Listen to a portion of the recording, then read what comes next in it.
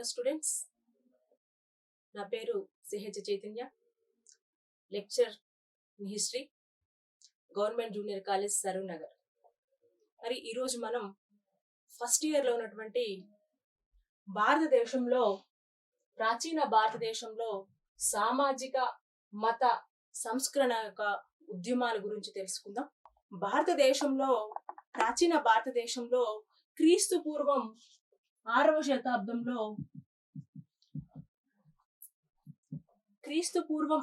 శతాబ్దంలో ఒక భారతదేశంలోనే కాదు, ప్రపంచ వ్యాప్తంగా కూడా కొన్ని సంచలనమైన మార్పులకు లోను కావడం జరిగింది. అంటే క్రీస్తు పూర్వం 6వ శతాబ్దంలో ప్రపంచ వ్యాప్తంగా కొన్ని మార్పులు అనేవి చోటు చేసుకోవడం జరిగింది. మరి అవి ఎందుకు చోటు చేసుకున్నాయంటే, ఉన్నటువంటి పాత సమాజం మీద వ్యతిరేకత వల్ల, అప్పటి వరకు ఉన్నటువంటి సమాజం యొక్క కట్టుబాట్లు, నియమ నిబంధనలకు వ్యతిరేకంగా కొత్త తాత్విక ఆలోచనలు సమాజం కొత్త వైపు పయనించడానికి దోహదకారిగా ఒక మార్పు జరగడం జరిగింది. ఇది క్రీస్తు పూర్వం 6వ శతాబ్దంలో ప్రపంచ వ్యాప్తంగా సంభవించడం జరిగింది. మరి ఏ మార్పు అయినా సరే రావడానికి, సమాజంలో మార్పు చెందడానికి, చైతన్యం రావడానికి ఒక వ్యక్తో శక్తో కారణభూతమవుతారు. మరి ఆ విధంగా ప్రపంచంలో క్రీస్తు పూర్వం 6వ శతాబ్దంలో జరిగినటువంటి పరిణామాలకి కూడా కొంతమంది వ్యక్తులు తమ యొక్క నాయకత్వ లక్షణంతో ఆనాటి సమాజాలలో, పాత సమాజంలో ఉన్నటువంటి మూఢ విశ్వాసాలకు, విలువలకు ఎగైనెస్ట్ గా, ప్రత్యామ్నాయంగా ఒక కొత్త సమాజాన్ని నిర్మించడం కోసం ఒక తాత్విక చింతనని తీసుకురావడం జరిగింది. మరి వారిలో మనం చూసుకున్నట్లయితే గ్రీస్ దేశంలో ఆనాటి గ్రీకు సమాజం కులీన వర్గాల పాలనలో మగ్గిపోయింది. కాబట్టి మరి ఆ ఉన్న సమాజానికి భిన్నంగా సోక్రటీస్ నాయకత్వంలో గ్రీస్ లో ఒక చైతన్యం అనేది రావడం జరిగింది. అదే విధంగా పర్షియాలో, నేటి ఇరాన్ గా చెప్పుకున్నటువంటి పర్షియాలో కూడా జోరస్టర్ నాయకత్వంలో ఆనాటి సమాజంలో ప్రజలు పాత విశ్వాసాలను పాతరపెట్టి కొత్త ఆలోచనలతో ముందుకు వెళ్ళి ఒక తాత్విక చింతనతో కొత్త సమాజాన్ని నిర్మించుకోవడం జరిగింది. అదే విధంగా చైనాలో కూడా కన్ఫ్యూషియస్, లావోత్సే వంటి మహామేధావులు, సమర్థవంతమైన నాయకుల ఆధ్వర్యంలో చైనాలో కూడా ఒక కొత్త నూతన ఆలోచన ధోరణి అనేది, నూతన సమాజం అనేది మార్పు కావడం జరిగింది. మరి ఇవి ప్రపంచవ్యాప్తంగా సంభవించిన మార్పులలో మన భారతదేశం కూడా అతీతం కాదు. మరి ఆ కాల పరిస్థితుల్లో భారతదేశంలో కూడా గౌతమ బుద్ధుడు, వర్ధమాన మహావీరుడు, మక్కలి గోసలి వంటి వ్యక్తుల యొక్క ఆధ్వర్యంలో, ఆ కాలం నాటి భారతదేశ పరిస్థితులు తగ్గట్టు ఆ వ్యక్తుల యొక్క ఆధ్వర్యంలో భారతదేశంలో కూడా క్రీస్తు పూర్వం 6వ శతాబ్దం నాటి పరిస్థితుల్లో విపరీతమైన మార్పులు తీసుకొచ్చి సమాజాన్ని కొత్త పదంలో నడిపించడం జరిగింది.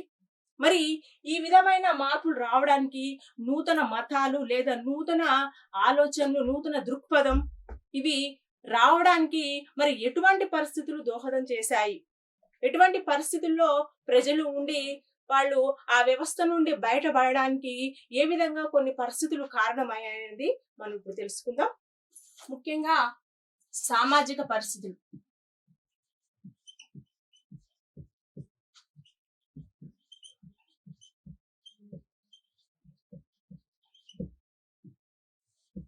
భారతదేశంలో ఆ కాలం నాటి సామాజిక పరిస్థితుల్లో చాలా అస్తవ్యస్తంగా తయారయ్యాయి. ముఖ్యంగా ఆనాటి సమాజంలో బలంగా పాతుకుపోయినటువంటి చాతుర్వర్ణ వ్యవస్థ.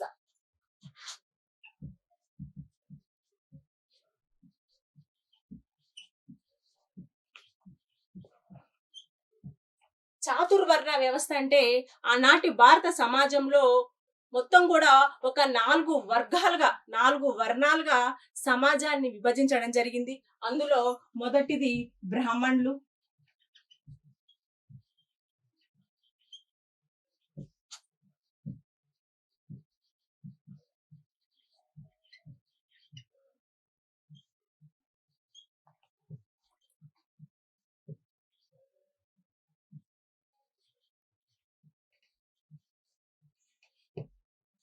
చాతుర్వర్ణ వ్యవస్థలో భాగంగా భారత సమాజంలో 4 వర్ణాలుగా విభజించబడింది.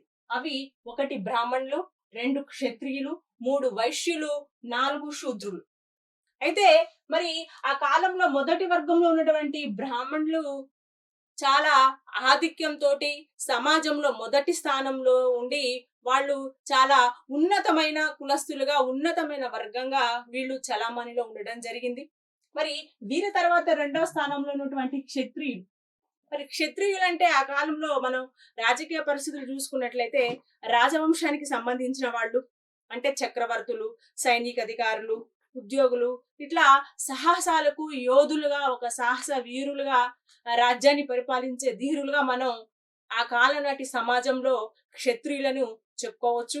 కాబట్టి వీళ్ళకు కూడా సమాజంలో బ్రాహ్మణులతో పాటు క్షత్రియులకు కూడా సమాజంలో ఒక ఉన్నతమైన స్థానం అనేది కేటాయించడం జరిగింది. తర్వాత వైశ్యులు. మరి ఆ కాలం నాటి సమాజంలో 3వ వర్గంలో ఉన్నటువంటి వైశ్యులు ఆనాటి సమాజంలో చిన్న చిన్న వ్యాపారాలను చేస్తూ వాటి ద్వారా వచ్చినటువంటి సంపదతో కొంచెం సంపన్న వర్గానికి చెందిన వారుగా వ్యాపారాలు, వర్తకాలు చేసుకుంటూ సంపదను సృష్టించుకొని ఆనాటి సమాజాలలో ఒక సంపన్న వర్గంగా ఈ వైశ్యులు అనే వాళ్ళు కూడా తయారు కావడం జరిగింది. మరి వీళ్ళకి చాతుర్వర్ణ వ్యవస్థలో 3వ స్థానం దక్కడం జరిగింది. మరి తర్వాత శూద్రులు, లాస్ట్ 4వ వర్గం శూద్రులు. మరి ఈ శూద్రులు అనేవాళ్ళు చివరి వాళ్ళు, ఈ చాతుర్వర్ణ వ్యవస్థలో అందరికంటే తక్కువ స్థాయి వాళ్ళు. మరి వీళ్ళు చేయాల్సిన పని ఏంటంటే పై 3 వర్గాలకి సేవలు చేస్తూ వారి యొక్క దయా దాక్షిణ్యాలపై ఆధారపడుతూ సమాజంలో ఒక చిన్న చూపుగా ఒక చేయడం జరిగింది. ఇదే రానున్న కాలంలో ఇది ఇంకా, ఈ వ్యవస్థ అనేది ఇంకా జటిలమై రానున్న కాలంలో ఒక అంటరాని వ్యవస్థగా కూడా ఈ శూద్రులు లోను కావడం జరిగింది. ఈ విధంగా ఆ కాలంలో సమాజం అనేది 4 వర్గాలుగా విభజితమై వారి వారి పనులు కేటాయించుకొని ఇలా ఈ విధంగా ఉండడం వల్ల సమాజంలో అసమానతలు అనేవి రావడం జరిగింది. ఈ అసమానతలు కూడా ఒక దశలో తీవ్రమైన పరిణామాలకి దారి తీయడం కూడా మనం చూసుకోవచ్చు. ఇది సామాజిక పరిస్థితిలో ఉన్నటువంటి వ్యవస్థ, చాతుర్వర్ణ వ్యవస్థ. మనకి ఒక మూఢాచారం అయితే, రెండవది స్త్రీల స్థానం.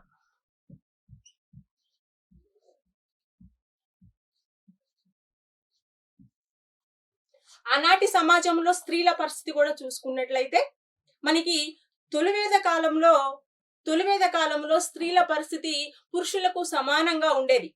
యజ్ఞయాగాదులలో పాల్గొనడం, క్రతువులలో లేకుంటే సభా సమితులలో పాల్గొనడం, ఇతర అధికార వ్యవహారాలలో సమానంగా పురుషులతో పాటు స్త్రీలకు కూడా సమాన అవకాశాలు ఉండేది. కానీ తొలివేద కాలం నుండి మలవేద కాలం నాటికి వచ్చే నాటికి కొన్ని నియమ నిబంధనలు అనేవి ఏర్పాటు చేసుకొని అవి జటిలమై స్త్రీల పరిస్థితి అనేది చాలా హీనంగా దిగజారిపోవడం జరిగింది. అంటే క్రీస్తు పూర్వం 6వ శతాబ్దం నాటికి స్త్రీల పరిస్థితి అనేది చాలా హీనంగా దిగజారిపోయింది. వీరు కేవలం ఇంటికి మాత్రమే పరిమితమై ఒక పిల్లలకు అనే సాధనాలుగా మాత్రమే సమాజం వాళ్ళని అంగీకరించడం జరిగింది. మరి దీంతో పాటు మనకి బాల్య వివాహాలు, పరదా పద్ధతి, ఇంకా బహుభార్యత్వం, ఇవన్నీ కూడా ఆనాటి సమాజంలో చోటు చేసుకున్నాయి. అతి చిన్న చిన్న పిల్లలకి వివాహాలు చేయడం, అందులోనూ ఒక ముసలి వృద్ధులకిచ్చి చిన్న పిల్లల్ని వివాహం చేయడం మన బాల్య వివాహంగా చెప్పుకోవచ్చు. ఈ పరదా పద్ధతి అంటే స్త్రీలని ఎటువంటి ఒక పరదాలోనే ఉంచి బయటికి రానియకుండా, వాళ్ళకి ఎటువంటి వాటిలో అవకాశం కల్పించకుండా ఇంటికి మాత్రమే పరిమితం చేసేదాన్ని మనం పరదా పద్ధతిగా చెప్పవచ్చు. ఇంకా బహుభార్యత్వం అంటే కూడా మరి ఈ స్త్రీని ఒక వ్యక్తి, ఒక పురుషుడు ఎంతమంది స్త్రీలనైనా వివాహం చేసుకోవచ్చు. స్త్రీ మాత్రం ఒక్కరికే పరిమితం కావాలి. అంటే ఆనాటి సమాజం ఇది తప్పు పట్టలేదు, అది సమాజ అంగీకారంగా మారింది.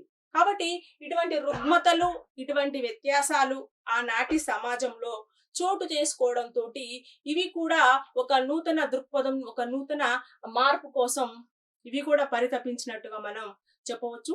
ఈ కారణాలు కూడా మనకి భారతదేశంలో నూతన మతాల ఆవిర్భావానికి ఇటువంటి వ్యత్యాసాలు కూడా మనకి దోహదమైనట్టుగా కూడా మనం చెప్పుకోవచ్చు. మరి ఇవే కాకుండా ఇంకా ఆర్థిక పరిస్థితులు కూడా మనం చెప్పుకోవచ్చు. మనం ఇప్పటి వరకు సామాజిక పరిస్థితులు చూసుకున్నాం. సామాజిక పరిస్థితిలో చాతుర్వర్ణ వ్యవస్థ, స్త్రీల పరిస్థితి ఏ విధంగా చూసుకున్నాం. ఇప్పుడు ఆర్థిక పరిస్థితి చూసుకుందాం.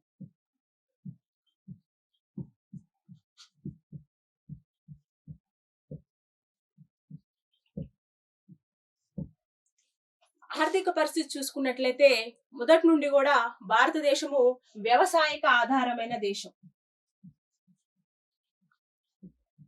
వ్యవసాయ ఆధారితమైన దేశం.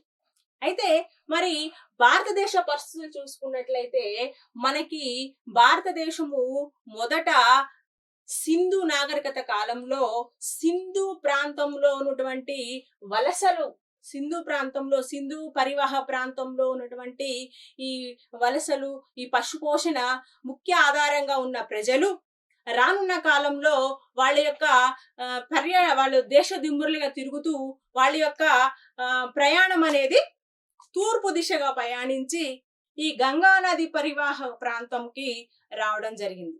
అంటే సింధు, పంజాబ్ ఆ ప్రాంతంలో స్థిరపడిన ప్రజానికం గంగా నది పరివాహ ప్రాంతంలో వచ్చి స్థిరపడడం వల్ల మరి గంగా నది పరివాహక ప్రాంతంలోనే స్థిరపడడానికి కారణాలు ఏంటి అని చూసుకున్నట్లయితే మనకి ఈ గంగా నది పరివాహ ప్రాంతాలు అంటే ఉత్తరప్రదేశ్, బీహార్, పశ్చిమ బెంగాల్ ఇవన్నీ కూడా గంగా నది ప్రవహించే ప్రాంతాలు. మరి అక్కడ ఒక జీవనది ప్రవహించడం వల్ల అక్కడ ఉన్నటువంటి నేల మొత్తం కూడా సస్యశ్యామలంగా మారడం, నీటి సదుపాయం ఉండడం, మరి భూగర్భంలో అనేక రకమైన మూలికలు అంటే మూలకాలు బయటపడడం, ఇవన్నీ కూడా వాళ్ళకి చాలా సహకరించాయి. మరి ఆ కాలంలో నేలలు సారవంతంగా ఉండడం, అక్కడ వ్యవసాయం బాగా అభివృద్ధి చెందడంతో పాటు భూమిలో ఖనిజాలు కూడా లభ్యం కావడం, ముఖ్యంగా గంగా నది పరివాహ ప్రాంతంలో ఇనుప ఖనిజం అనేది ఎక్కువగా లభ్యమైంది. ఇనుప ఖనిజం అనేది ఎక్కువగా లభ్యం కావడం వల్ల వాళ్ళు ఆ ఇనుముతోటి కొన్ని రకాల వ్యవసాయ పనిముట్లతో పాటు ఇతర పనిముట్లను కూడా తయారు చేసుకున్నారు. ఏంటి అంటే నాగళ్ళు, గొడ్డలు, కొడవళ్ళు, గడ్డపారలు, పారలు ఇటువంటి వ్యవసాయానికి ఉపయోగించే వస్తువులు ఇనుము ద్వారా చేసుకోవడంతో వాళ్ళు చేసే వ్యవసాయంలో వేగవంతమయ్యి పంటలు కూడా తొందరగా చేతికి రావడం, పంటలో కూడా నైపుణ్యత అనేది చోటు చేసుకోవడంతో వీళ్ళు గంగా నది పరివాహ ప్రాంతంలోనే ఇంకా వీళ్ళు ఇక్కడికి పంటలు ఎక్కువగా పండి రాబడి ఎక్కువగా ఉండడం వల్ల వీరు వేరే చోటికి పోవాల్సిన అవసరం లేదు. కాబట్టి వీళ్ళు ఇక్కడే తమ యొక్క స్థిర నివాసాలను ఏర్పాటు చేసుకొని వ్యవసాయాన్ని వృత్తిగా భావించి వ్యవసాయం మీద ఆధారపడి వ్యవసాయ ఉత్పత్తులను పండించడం, ఆహార పంటలు పండించడం లాంటివి చేస్తూ ఉన్నారు. మరి ఈ విధంగా పంటలు సమృద్ధిగా పండినప్పుడు మరి చాలా ఈ భూములు అనేవి ఎక్కువగా విలువైన భూములుగా మారినాయి. మరి చాలా మంది అక్కడ వ్యవసాయదారులు తమ ఆధీనంలోకి ఎక్కువ భూములను తమ ఆధీనంలో ఉంచుకొని వ్యవసాయ ఉత్పత్తులు చేయడం వల్ల రానున్న కాలంలో సంపద సృష్టి అనేది జరిగింది. దీనికి కారణం మిగులు రాబడి. అంటే పంటలు ఎక్కువగా అవసరానికి మించి పంటలు ఎక్కువగా పండడంతో వాళ్ళకి సరిపోను మిగిలిందంతా కూడా వాళ్ళకి ఒక మిగులుగా రాబడిగా మారి దాని ద్వారా సంపద అనేది సృష్టించబడి మరి ఆ కాలంలో ఎక్కువ వ్యవసాయ భూములు ఎవరి ఆధీనంలో ఉన్నాయో వాళ్ళు ఒక రానున్న కాలంలో ఒక సంపన్న వర్గంగా మారిపోవడం జరిగింది. ఈ సంపన్న వర్గాలనే మనం గుహపతులు అంటాం.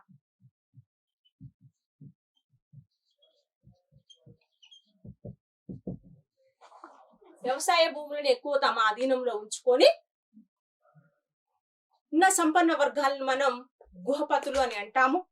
మరి ఇలా వ్యవసాయంతో పాటు వ్యవసాయ ఆధారమైనటువంటి చేతి వృత్తులు కూడా ఆ కాలంలో విపరీతంగా అభివృద్ధి చెందినాయి అని చెప్పవచ్చు.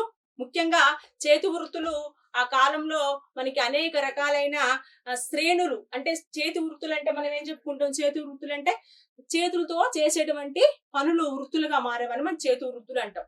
వాటిలో ఏమొస్తాయి?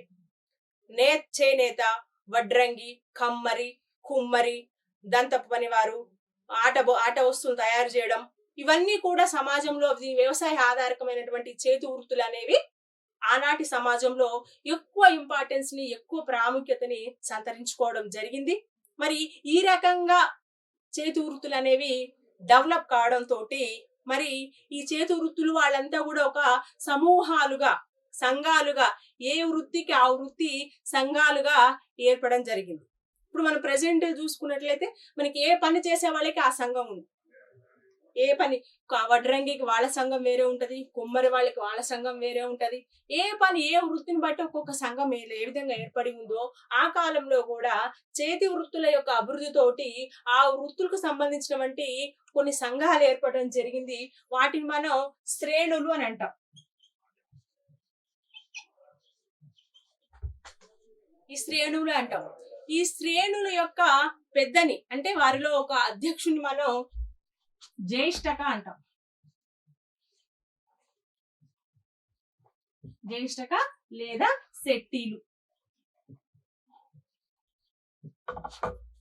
శెట్టిలు అని కూడా అంటాము. ఈ శ్రేణులు అంటే చేతి వృత్తుల్లో ఉన్నటువంటి సమూహాలను, సంఘాలను శ్రేణులుగా మనం చెప్పడం జరిగింది. మరి ఈ విధమైన శ్రేణులు ఇవన్నీ ఉన్నటువంటి వ్యాపారం కూడా ఆనాటి సమాజంలో మరి వ్యవసాయంతో పాటు చేతి వృత్తులు కూడా విపరీతంగా పెరగడంతో వ్యాపారం అనేది కూడా ఎక్కువగా డెవలప్ కావడంతో మరి ఆ కాలంలో మనకి ఈ వ్యాపారం ఉపయోగించే నాణ్యాలను కూడా, వ్యాపారం కొరకు ఇదివరకు బార్టర్ సిస్టమ్ అమల్లో ఉండేది, కానీ వ్యవసాయం అభివృద్ధి చెందడంతో నాణ్యాల వాడకం కూడా మనకి ఆ కాలంలో విరివిగా జరిగిందని చెప్పవచ్చు.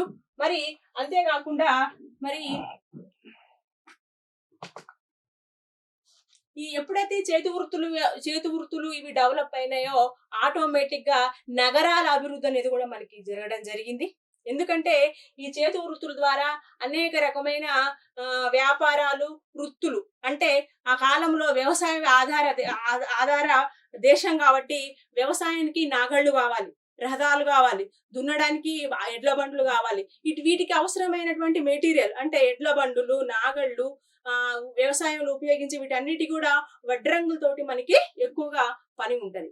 అంతేకాకుండా ఇనుముతోటి మనకి కొడవళ్ళు, కత్తులు ఇటువంటి అవసరాలు కూడా ఎక్కువగా ఉంటాయి. కాబట్టి కమ్మర్లతో కూడా మనకి ఎక్కువగా ఉంటది. కాబట్టి ఇవన్నీ కూడా డిమాండ్ ఉన్నటువంటి వృత్తులు కాబట్టి ఆటోమేటిక్ గా ఈ గ్రామాలు అనేవి రానున్న కాలంలో నగరాలుగా అభివృద్ధి చెంది నగరాలు కూడా అభివృద్ధి చెందడం జరిగింది. మరి నగరాలు చూసుకున్నట్లయితే ముఖ్యంగా మనకి ఆ కాలంలో పాటలిపుత్రం, అవంతి, వజ్జి లాంటి నగరాలు కూడా మనకి ఆ కాలంలో చేతి వృత్తుల మూలంగా నగరాలు కూడా ఏర్పడడం జరిగింది. వీటిని మనం రెండవ పట్టణీకరణ కూడా చెప్పవచ్చు. రెండవ పట్టణీకరణ. మొదటి పట్టణీకరణ ఏంటి మనం చెప్పుకున్న గత లెసన్ లో, భారతదేశంలో ఉన్నటువంటి అతి ప్రాచీనమైన నాగరికత సింధు నాగరికత. మరి ఇది మామూలు నాగరికత కాదు, ఇది ఒక గ్రామ నాగరికత కాదు, ఇది ఒక పట్టణ నాగరికత అని చెప్పుకున్నాం. దాని తర్వాత మళ్ళీ ఈ కాలంలో రెండవ పట్టణీకరణగా మనం ఈ కాలపాటి పరిస్థితులు మనం చెప్పుకోవచ్చు. మరి అంతేకాకుండా ఈ కాలంలో వ్యవసాయంలో మనకి పన్నులు కూడా వసూలు చేయడం జరిగింది. ఈ వ్యవసాయ ఉత్పత్తిలో ముఖ్యంగా బాగా అనే పన్నును 1/6, వ్యవసాయ ఉత్పత్తిలో 1/6 బాగా అనే పన్నును వసూలు చేయడం. దీంతో పాటు బలి అనే పన్ను, ఇది ఆ కాలం నాటి తెగ పెద్ద లేదా రాజన్ ఆ ప్రజల యొక్క రక్షణ చేకూర్చినందుకు, ఆ ప్రజలకు రక్షణ కల్పించినందుకు బలి అనే పన్నును విధిగా మనకి రాజనికి చెల్లించడం. వ్యవసాయంలోనైతే బాగా అనే పన్నులను కూడా మనం ఆ కాలంలో చెల్లించడం జరిగింది. ఇది ఆ కాలం నాటి ఆర్థిక పరిస్థితులు. అంటే ఒక్కసారి మనం ఆర్థిక పరిస్థితులు చూసుకున్నట్లయితే, సింధు ప్రాంతంలో దేశదిమ్మరులో ఉన్నటువంటి ప్రజలు గంగానది పరివాహ ప్రాంతానికి వచ్చి అక్కడ లభ్యమైనటువంటి సారవంతమైన నేలలో భూగర్భంలో లభించినటువంటి ఇనుము లాంటి ఖనిజాలతోటి చిన్న చిన్న వ్యవసాయ ఉత్పత్తులను ప్రారంభించి వ్యవసాయాన్ని అభివృద్ధి చేసుకొని, వ్యవసాయం ఎప్పుడైతే అభివృద్ధి అయిందో దానికి ఆధారమైనటువంటి చేతి వృత్తులు కూడా డెవలప్ అయ్యి, మరి చేతి వృత్తులు వ్యవసాయం డెవలప్ కావడంతో ఆటోమేటిక్ గా వర్తక వ్యాపారాలు అనేవి కూడా ఆనాటి సమాజంలో అభివృద్ధి చెంది అవే రానున్న కాలంలో నగరాలుగా, మహానగరాలుగా కూడా మనం నగరాల అభివృద్ధి అనేది కూడా మనం చూడటం జరిగింది. కాబట్టి మరి ఈ విధంగా డెవలప్ అయినటువంటి ఇవన్నీ కూడా మనకి అప్పుడున్న సమాజానికంటే భిన్నంగా ఇంకా ఏదైనా కొత్తది రావడం కోసం వీళ్ళు కూడా కొత్త మతాలను కూడా వీళ్ళు ఆహ్వానించడానికి రెడీగా ఉన్నట్లుగా కూడా మనకి తెలుస్తుంది.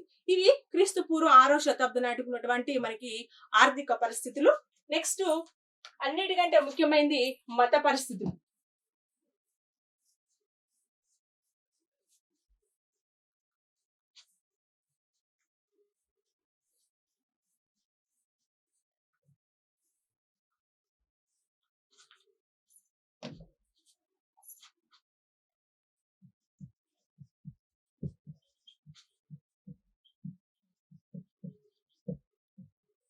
మత పరిస్థితులు దీంట్లో మనం ముఖ్యంగా చెప్పాలంటే ఆడంబరమైన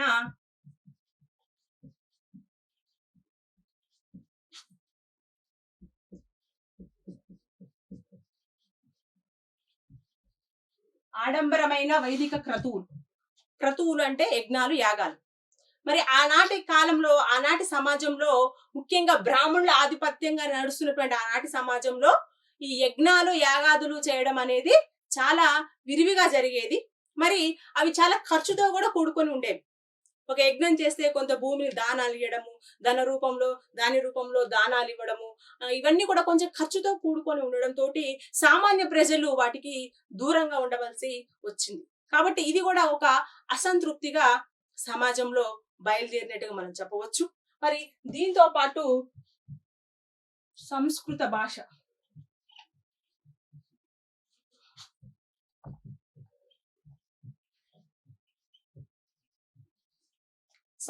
భాష, వేద విద్య. మనం ఇంతకు ముందు చెప్పుకున్నట్టు సమాజం 4 వర్గాలకు విభజించబడింది.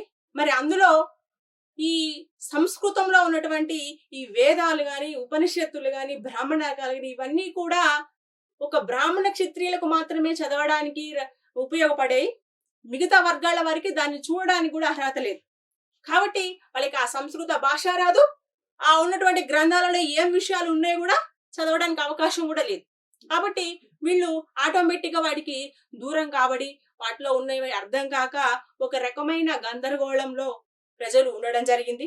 అంతేకాకుండా మనకి వేద సాహిత్యమైనటువంటి వేదాలు, బ్రాహ్మణికాలు, ఉపనిషత్తులు, అరణ్యకాలు ఇవన్నీ కూడా ఒక వీటికి మధ్య పొంతన లేవు. స్టార్టింగ్ లో రాసిన వేదాలలో ఉన్న సారాంశం ఒకటైతే చివరిగా రాసినటువంటి ఉపనిషత్తులు, అరణ్యకాలలో ఉన్నటువంటి సారాంశాలు వేరుగా ఉన్నాయి. కాబట్టి వాటి మధ్య సారూప్యం లేక ప్రజల్లో గందరగోళాన్ని సృష్టించింది.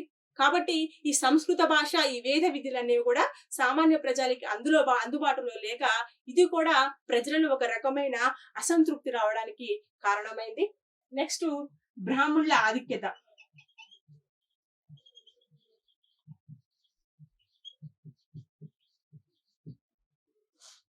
మరి సహజంగానే మనకి ఆ కాలంలో చాతుర్వర్ణ వ్యవస్థ అమలులో ఉన్న కాలంలో బ్రాహ్మణుల ఆధిక్యత అనేది ఎక్కువ కొనసాగింది. మరి వాళ్ళు భగవంతుని స్వరూపాలుగా ఆ కాలంలో ప్రజలు భావించడం జరిగింది.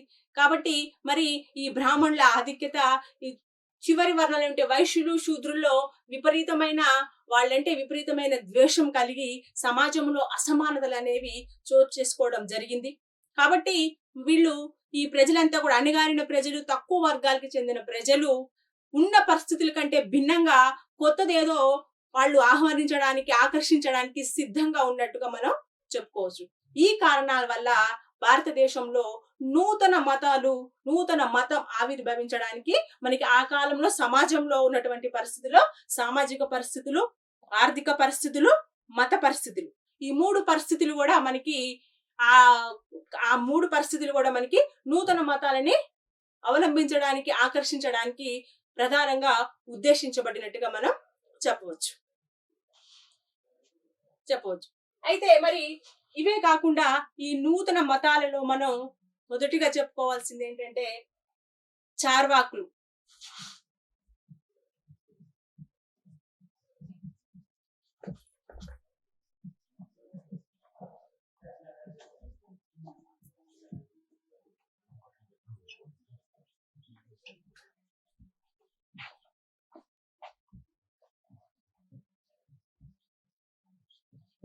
ఈ నూతన మతాల ఆవిర్భావంలో భాగంగా భారతదేశంలో అజీవకులు అనే ఒక కొత్త మతం ఏర్పాటు చేయడం జరిగింది.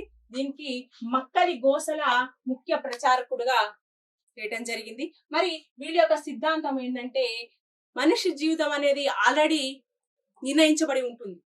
కర్మఫలం ముందుగానే నిర్ణయించబడుతుంది. కాబట్టి మనం చేసేది ఏమీ లేదని, ఆల్రెడీ ఉన్న కర్మ ఫలితంగానే ఇవన్నీ జరుగుతున్నాయి కాబట్టి మనిషి అనేది మనం చేసేది ఏమి లేదని వీళ్ళు నగ్నంగా తిరుగుతూ మాంసాలు మద్యము భుజిస్తూ వీళ్ళు సమాజంలో విచ్చలవిడితనం అనేది రావడం జరిగింది. కాబట్టి వీళ్ళు ఈ ఈ ఈ ధోరణి అనేది ప్రజలలో ఎక్కువగా నచ్చక వీళ్ళ మతం అనేది కొద్ది కాలంలోనే క్షీణించడం జరిగింది. అదే తర్వాత చార్వాకులు అనే కొత్త మతం కూడా సమాజంలో బయలుదేరింది. మరి వీళ్ళు ప్రధానమైన నాయకుడు చార్వాకుడు. వీళ్ళ దాన్ని భౌతికవాదం అని కూడా అంటారు. మరి వీళ్ళు మొత్తం కూడా దేన్ని నమ్మరు, దేవుణ్ణి కానీ దేని కూడా నమ్మకుండా అన్ని కూడా భౌతికం, వాళ్ళు సిద్ధాంతపరంగా నిరూపణ అయితేనే గాని వీళ్ళు నమ్మటం జరుగుతుంది. కాబట్టి వీళ్ళని లోకహితవాదులు అంటారు లేదా చార్వాకులు అని చెప్పడం జరిగింది. కాబట్టి మరి రానున్న కాలంలో వీళ్ళ యొక్క భౌతికవాదమే విజ్ఞాన సృష్టి, విజ్ఞాన శాస్త్రాల అభివృద్ధికి దోహదం కావడం జరిగింది. ఇది మరి మనకి 6వ శతాబ్దంలో నూతన మతాల ఆవిర్భావం. మరి అజీవకులు చార్వాకులే కాకుండా భారతదేశాన్ని సమూలంగా భారతదేశ పరిస్థితులను సమూలంగా మార్చివేసిన జైన బౌద్ధ మతాలు కూడా మనం తర్వాత క్లాస్ లో చెప్పుకుందాం. మరి మీకు ఈ చాప్టర్ నుండి 2 మార్కుల క్వశ్చన్ గా అజీవకులు చార్వాకులు వచ్చే అవకాశం ఉంది. అజీవకులు అంటే మీరు దీని ప్రచారకుడు మక్కల గోసల. వీళ్ళ యొక్క ఫిలాసఫీ మానవుని యొక్క కర్మఫలం అనేది ముందుగా నిర్ణయించబడుతుంది, విధి అనేది ముందుగానే నిర్ణయించబడుతుంది. కాబట్టి మనం చేసేది ఏమీ లేదు, మనం చేసినా చేయకపోయినా మనం విధి నిర్ణయించిన దాన్ని బట్టి కర్మఫలం అనేది జరుగుతూ ఉంది. కాబట్టి వీళ్ళు దేని మీద ఆసక్తి చూపక ఉన్న జీవితాన్ని విలాసవంతంగా గడపడం అనేది వీళ్ళ యొక్క ఫిలాసఫీ. నెక్స్ట్ చార్వాకులు కనుకొస్తే చార్వాకుల యొక్క మతాన్ని బృహస్పతి స్థాపించినట్టుగా మనకి చెప్పినప్పటికీ కూడా దాని యొక్క ప్రధానమైనటువంటి ప్రచారకుడు చార్వాకుడు. వీళ్ళనే లోకహితవాదులు అని కూడా అంటారు, అదే భౌతికవాదులు కూడా అని అంటారు. వీళ్ళు ఆనాటి సమాజంలో ఉన్నటువంటి అన్ని వ్యవస్థలను, దేవుడు ఉనికిని, బ్రాహ్మణ ఆధిక్యతను అన్నిటిని ఖండించి వీళ్ళు సిద్ధాంతపరమైన నిరూపణ ఉంటే తప్ప ఏది నమ్మేవాళ్ళు కారు. మరి వీళ్ళ యొక్క ఫిలాసఫీనే రానున్న కాలంలో విజ్ఞాన శాస్త్ర అభివృద్ధి వైపు, విజ్ఞాన శాస్త్రాల రచన వైపు సమాజాన్ని దోహదం చేసినట్టుగా మనం చెప్పవచ్చు. మరి ఇవి మీకు 2 మార్కుల క్వశ్చన్స్ కి రావడం జరిగింది. మనం తర్వాత క్లాస్ లో భారతదేశంలో ఉన్నటువంటి జైన మతం, బౌద్ధ మతం గురించి, మరి అవి ఏ విధంగా భారతదేశంలో ఉన్నటువంటి పరిస్థితులు ప్రభావితం చేశాయో, ప్రజల యొక్క ఆలోచన విధానంలో మార్పులు తీసుకొచ్చాయో మనం నెక్స్ట్ క్లాస్ లో చూసుకుందాం.